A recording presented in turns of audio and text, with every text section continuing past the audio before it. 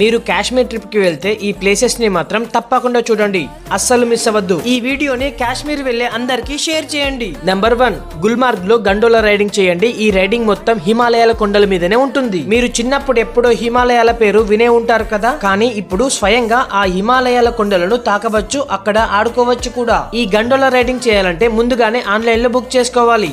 Number 2, Dal lake shikara boat ride. చుట్టూ హిమాలయాలు, boat houses, boat market ఇలాంటి ఎన్నో ఈ రైడ్ లో చూడవచ్చు. సూపర్ గా ఉంటుంది. కానీ ఈ రైడింగ్ లో కొన్ని స్కామ్స్ అయితే జరుగుతాయి, జాగ్రత్తగా ఉండండి. నెంబర్ 3, పహల్గామ్.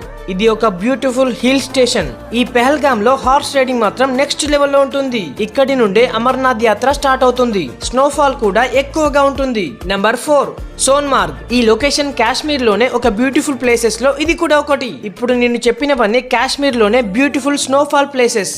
సో మీరు ఈ ప్లేసెస్ ని అస్సలు మిస్ అవ్వద్దు.